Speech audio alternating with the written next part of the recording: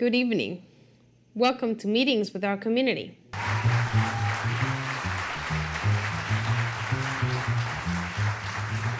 This really should not be complicated. Wherever they live, whoever they are, every girl on this planet has value. Every girl on this planet deserves to be treated with dignity and equality, and that includes the chance to develop her mind and her talents and to live a life of her own choosing, to chart her own destiny. That may be obvious to us, but we know it's not obvious to everyone. 62 million girls around the world who should be in school are not. That's not by accident.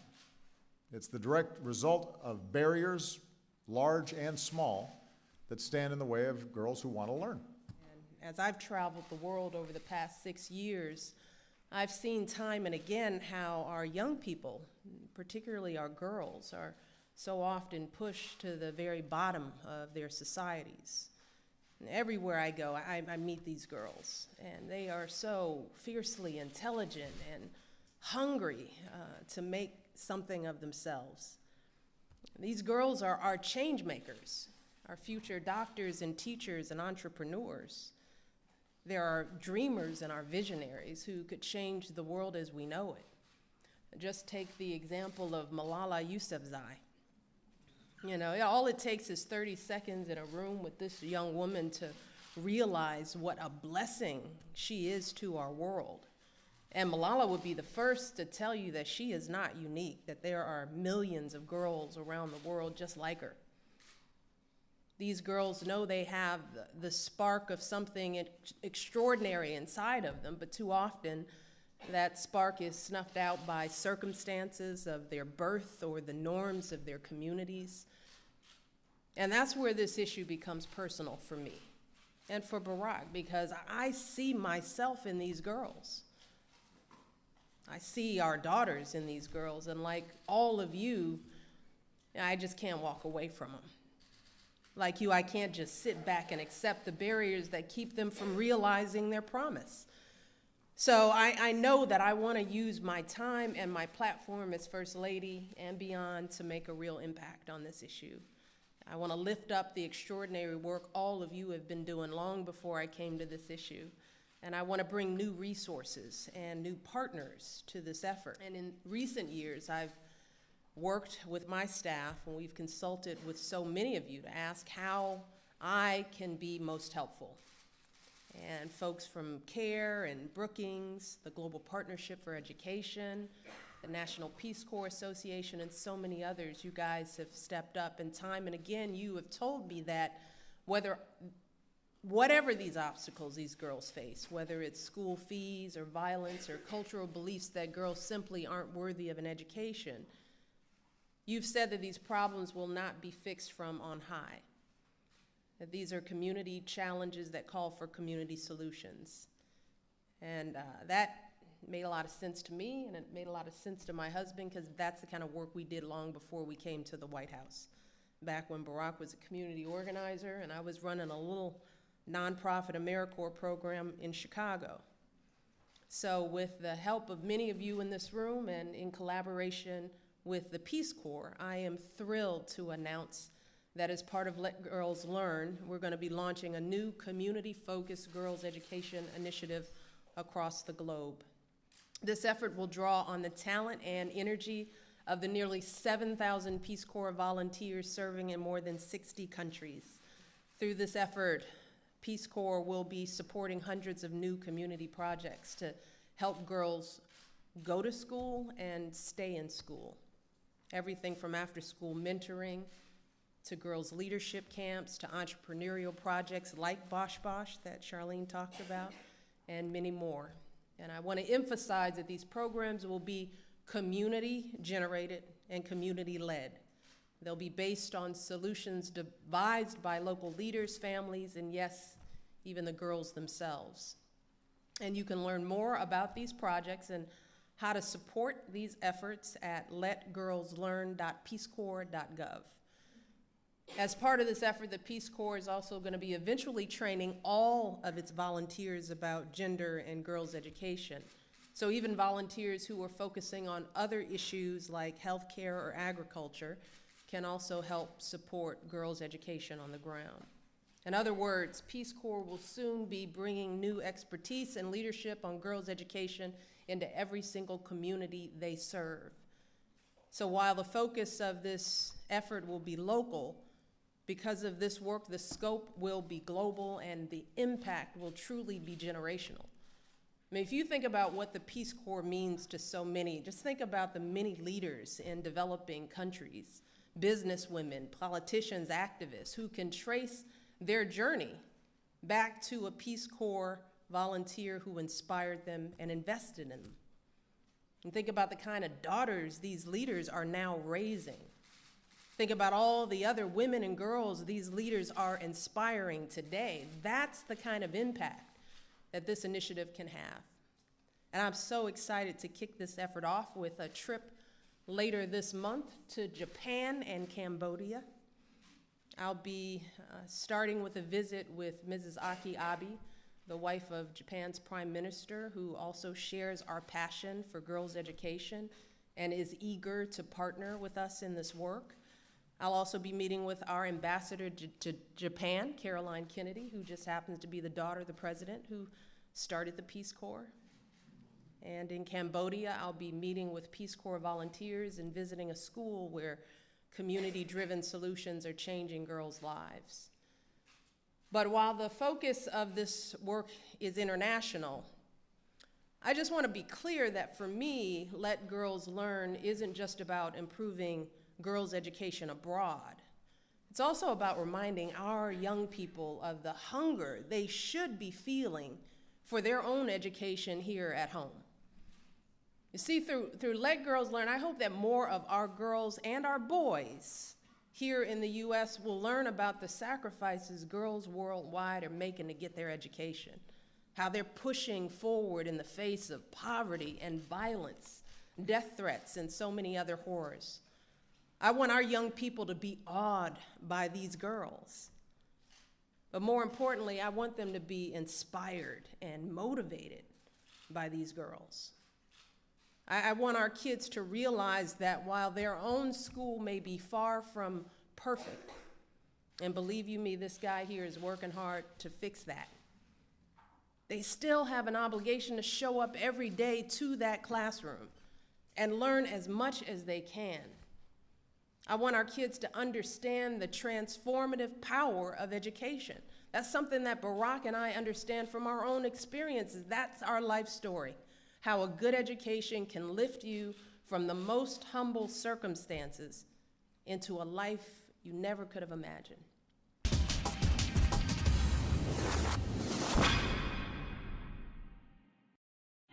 This winter, experience something new in New York State. From the exciting slopes of Catamount to the soothing spa at the Gideon Putnam Resort, to hours of fun exploring the Strong, the nation's museum of play. You can find something for everyone with the I Love New York app. So plan your winter getaway at iloveny.com/winter or with the I Love New York app and see what's next.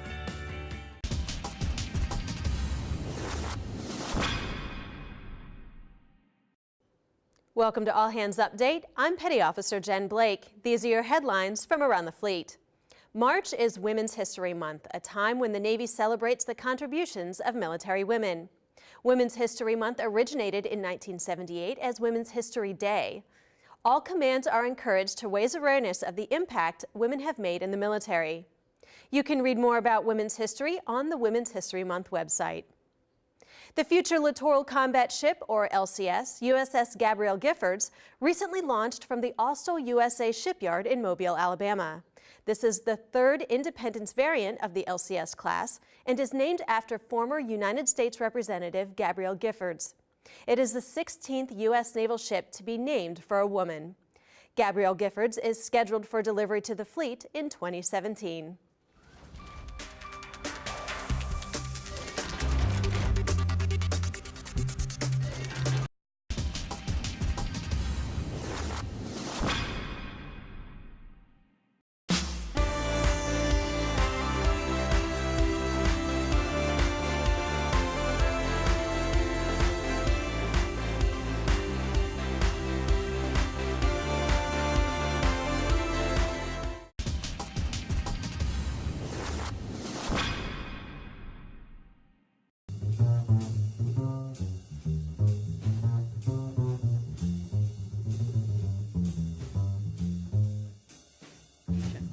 So a year into our work at No Ceilings, the data that we are collecting to demonstrate the progress that has been made and yet the work that still needs to occur to make sure that even more girls have educational opportunities, tells us that this is unfortunately still too common. The good news about the Millennium Development Goals is that over the past 20 years, we have nearly closed the gender gap in primary education. A lot of schools, like the one we saw in the village that day, have provided a primary education to girls and boys. But too many who aren't getting the opportunity to go on to secondary schools because of safety issues, very clearly, they are, still behind. So as the 20th anniversary of the conference in Beijing approaches and the world considers a new set of sustainable development goals, it's time both to celebrate the progress we've made and to redouble our efforts on the unfinished business that remains, and to ensure that children everywhere, girls and boys alike, have the opportunity to complete secondary schooling. We know when girls have equal access to quality education in both primary and secondary schools, cycles of poverty are broken, economies grow, glass ceilings crack, and potential is unleashed. So over the past year, the Clinton Foundation has worked with the Center for Universal Education at the Brookings Institution in Washington, which for years has provided top-notch research and policy recommendations on this issue to determine what's next for global education. And as a result of an enormous amount of hard work by dedicated people, today I am proud to announce CHARGE, the Collaborative for Harnessing Ambition and Resources for Girls' Education.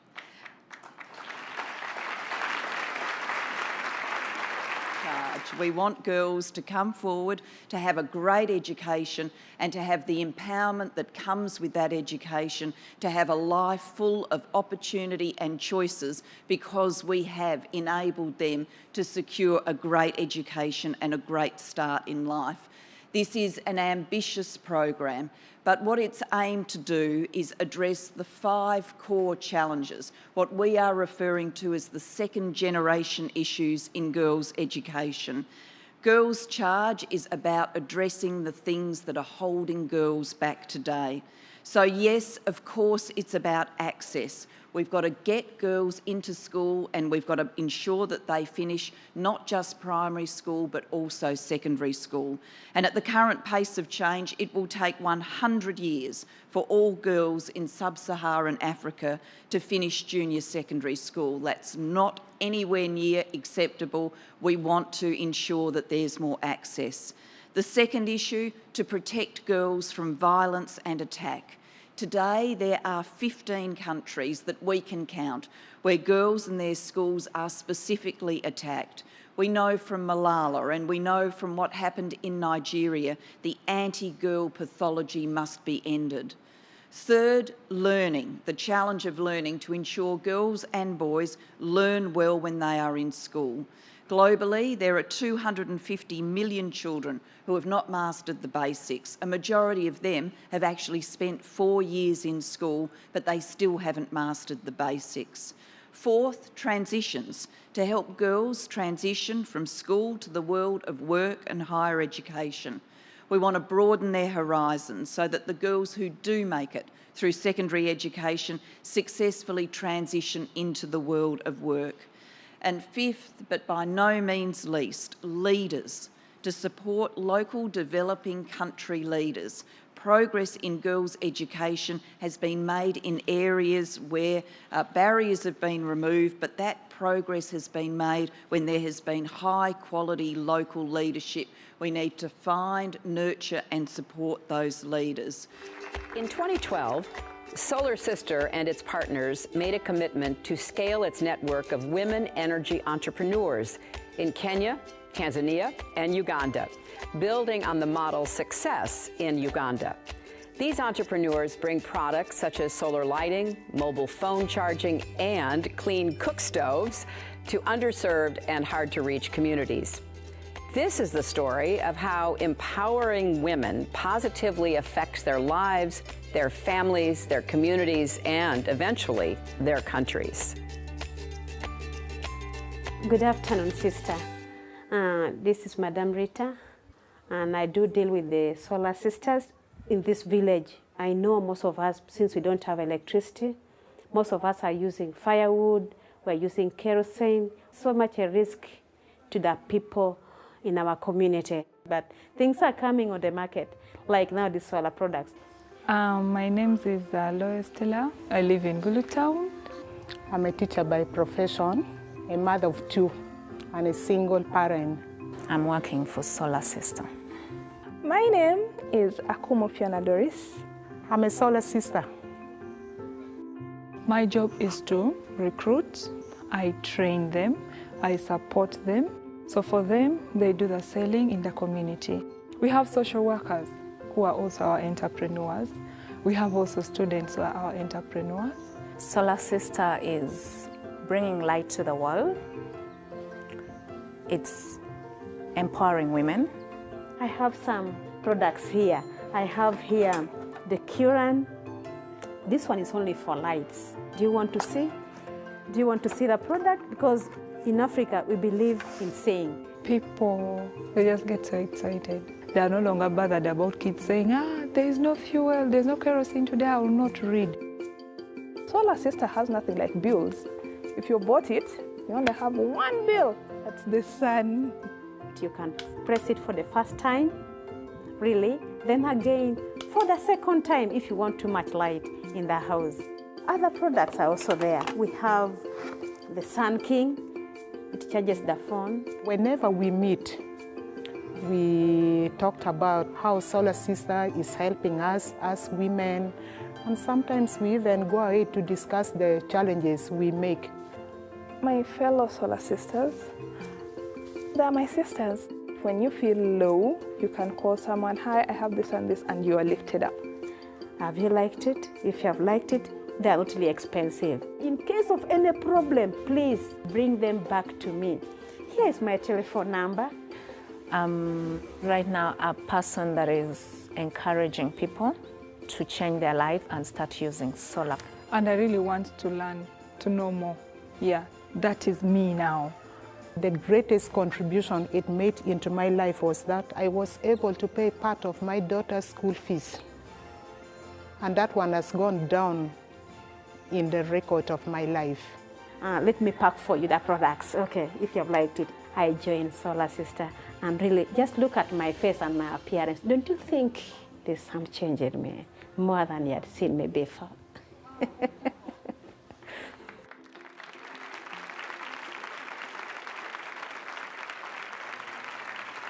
Around the world.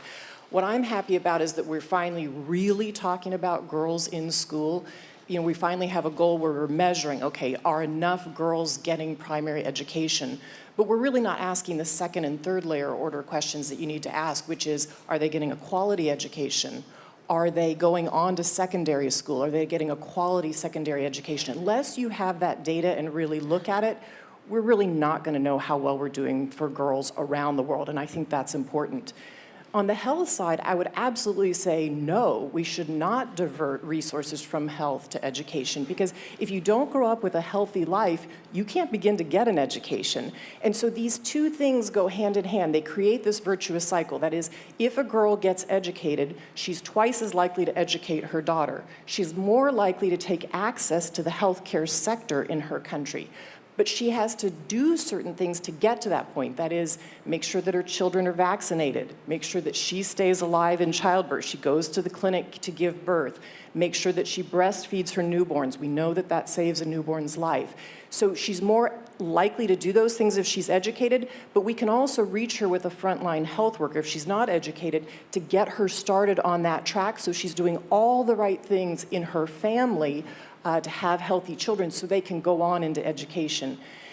And when I go out in the field to talk to women and girls these days, which I do a lot of, it's so interesting because I'll go in to talk to them about health, and they will absolutely talk about that, and they'll talk about the difference these life-saving tools make for them or a frontline health worker. But when you ask them, what are your dreams, they always talk about their children and getting their son or daughter educated. And I think we have to keep that in mind. And I think that's why the data in all of this that we're working on with No Ceilings is to help us to get at those layers and to figure out for girls and women, are we doing the right things in health to help lift them up, to make sure that their children get the proper nutrition so they can go to school and learn, and to make sure we're asking the right questions about girls' participation in education. And I think Secretary Clinton and I have a video that we'd like to show about this No Ceilings project, if this is a good time. The No Ceilings Initiative is collecting global data to paint a picture of the progress of women and girls over the last 20 years. The information consists of more than 1.8 million data points from over 190 countries.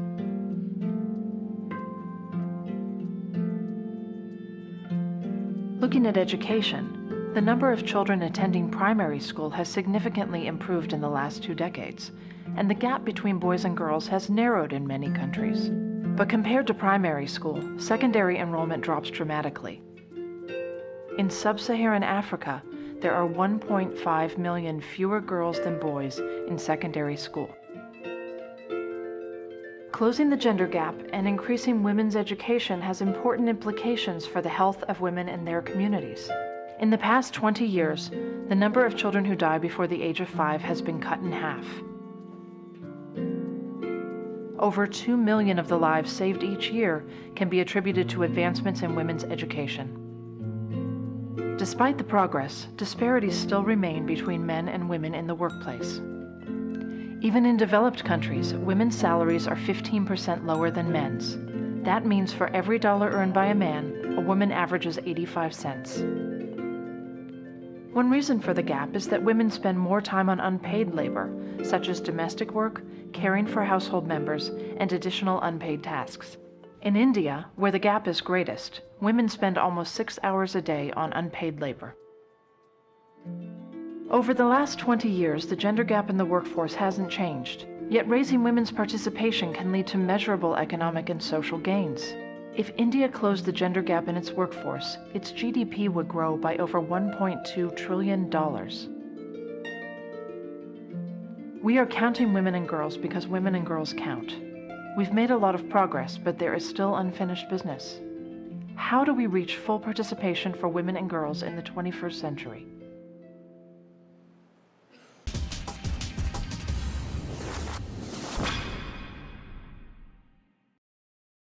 Hey, I'm John Leguizamo, and I love New York. Why? I'll tell you why, because every winter my favorite thing to do is ski upstate. In New York, you can ski more and drive less. With over 50 ski resorts throughout the state, great skiing is always nearby. And with some of the highest snowfall in the U.S., it's always a perfect day on the slopes. Day or night, green circle or black diamond, for the experts like me, there's something for everyone. So plan your next New York ski trip at iloveny.com/winter.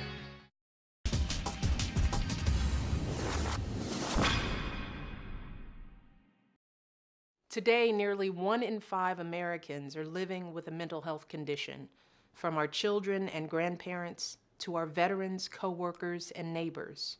For all of us, our mental well-being is just as important as our physical health. But unfortunately, most of us don't know how to recognize the signs that someone is in emotional distress, and so many of those who are having difficulty can't get the help they need. Together, we can change this. We can start by visiting changedirection.org and learning the 5 signs that may mean someone is struggling and needs help. And then it's up to us to show compassion, to reach out, connect, help folks find the hope and the support they need. Together, we can change the story about mental health in America. Together, we can change direction.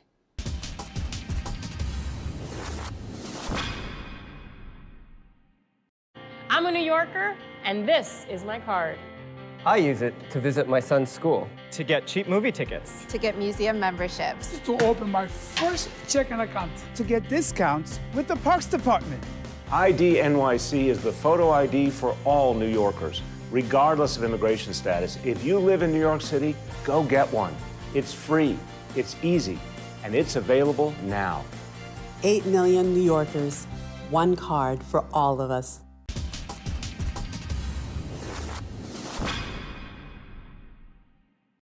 Hello, everyone. I want to start by thanking you for the outstanding work all of you are doing to provide healthy, delicious meals and snacks for children across the country.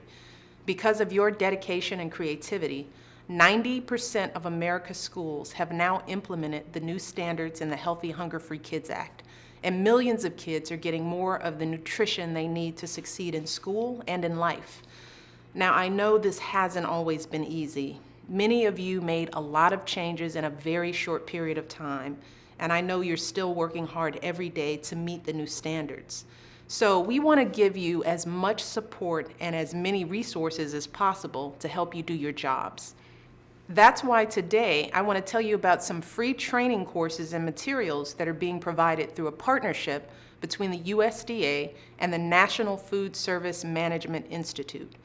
Whether you work in the cafeteria or manage your school's meal program, the Institute offers all kinds of training and technical assistance on topics including financial management, menu planning, the Healthier U.S. School Challenge, plate waste, and other important issues that you all confront every day.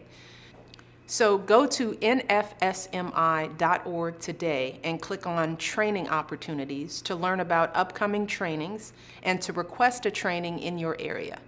The website also has materials that you can download free of charge if you're not able to attend the trainings in person. So you can train yourself and your staff whenever it's convenient for you. These are wonderful resources, and I hope that you'll take advantage of them as you continue your tremendous work on behalf of our children. My husband and I are so grateful for your leadership and service, and I want to thank you again for everything you've done, and I can't wait to see all you will achieve in the months and years ahead. Thank you.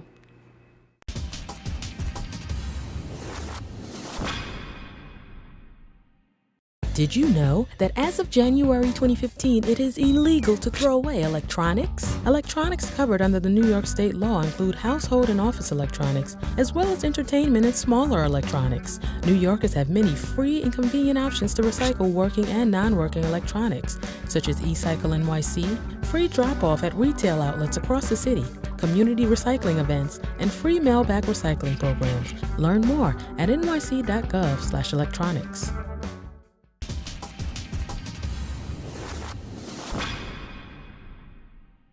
Thank you for watching Meetings with Our Community. We hope that you have enjoyed our show, and we hope to see you next week.